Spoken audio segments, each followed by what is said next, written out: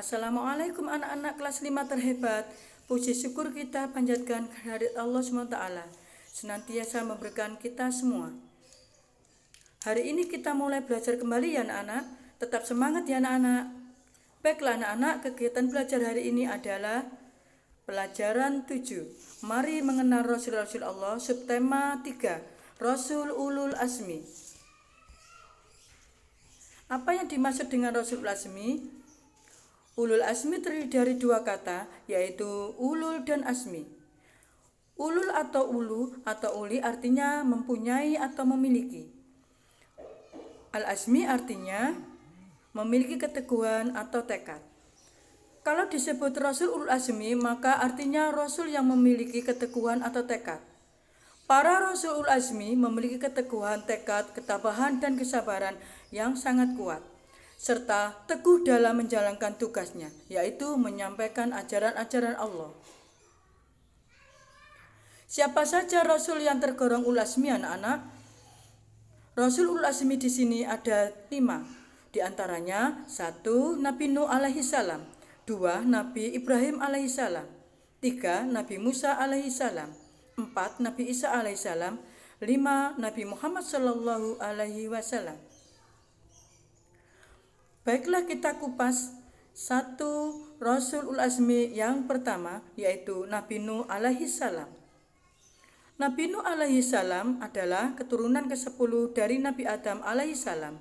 Ia mengajak manusia agar menyembah Allah SWT dan melarang memperhambakan diri kepada selain Allah. Tetapi manusia di masa itu anak-anak tidak mengacukan semua seruannya. Seruan Nabi Nuh itu mereka sambut dengan cemoohan dan ejekan. Selama 960 tahun Nabi Nuh menyiarkan agama Allah, yaitu ajaran Islam. Tetapi umatnya tetap saja ingkar, termasuk anak-anaknya sendiri yang bernama Kan'an. Akhirnya Tuhan menurunkan kepada mereka siksaan berupa banjir besar anak-anak. Hanya sedikit orang yang selamat dari banjir besar itu. Mereka yang selamat adalah para pengikut Nabi Nuh alaihi salam. Mukjizat Nabi Nuh alaihi salam perlu kamu ketahui: 1. Dapat mendatangkan banjir atau air bah. 2. Dapat membuat kapal yang besar. Rasul berikutnya adalah, yang termasuk Rasul Ulul Azmi yang kedua adalah Nabi Ibrahim alaihi salam. Nabi Ibrahim alaihissalam adalah anak Azar, tukang membuat patung-patung untuk dijadikan sesembahan. Nabi Ibrahim alaihissalam hidup pada masa Raja Namrud yang zalim, musyrik dan kufur. Nabi Ibrahim alaihissalam mengajak Raja Namrud dan kaumnya agar beriman dan menyembah Allah SWT. Ia ajak agar mereka meninggalkan menyembah berhala. Ada banyak kesabaran dan keteguhan Nabi Ibrahim alaihissalam yang dapat kita ketahui lebih lanjut. Karena ketaatan Nabi Ibrahim kepada Allah SWT, maka doanya dikabulkan oleh Allah SWT. Perlu kamu ketahui di antara mukjizat Nabi Ibrahim alaihissalam, yaitu dibakar tidak mempan atau tidak mati. Rasul Ulul Azmi berikutnya yaitu yang ketiga, Nabi Musa alaihissalam. Nabi Musa alaihissalam adalah putra Imron, keturunan Bani Israel. Ia hidup pada masa Fir'aun yang sangat zalim, mengaku dirinya Tuhan anak-anak. Siapa yang tidak mau menuhankannya, maka orang itu akan dibunuh.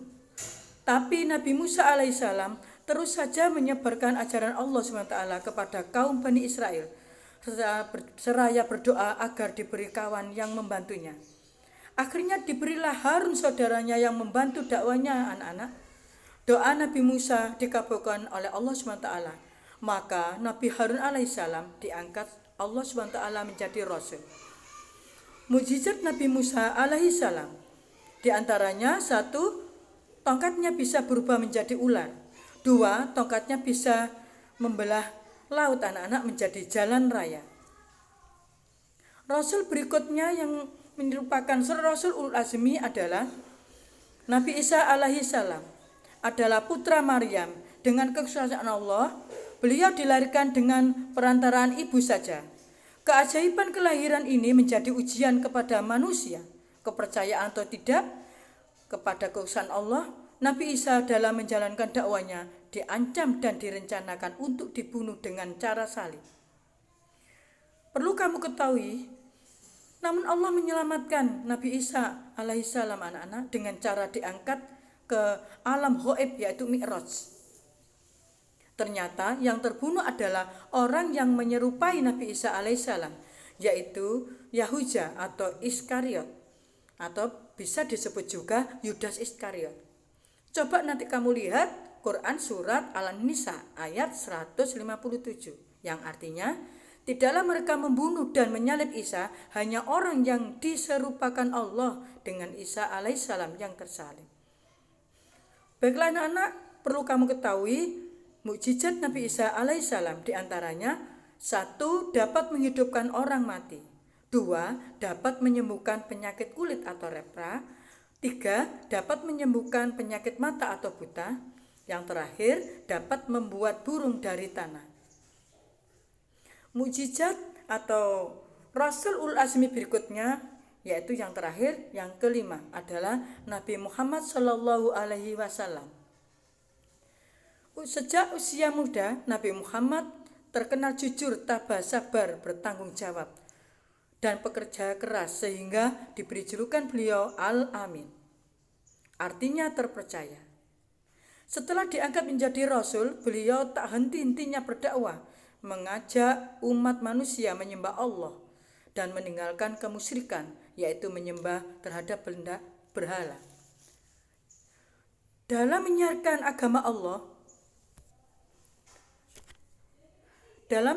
agama Allah, sering dihadang, bahkan diancam akan dibunuh oleh orang-orang kafir Quraisy. Abu Jahal adalah orang yang paling membencinya. Pernah ketika Nabi Muhammad Shallallahu Alaihi Wasallam sedang beribadah, Abu Jahal dan komplotannya datang sengaja mengotorinya dengan najis.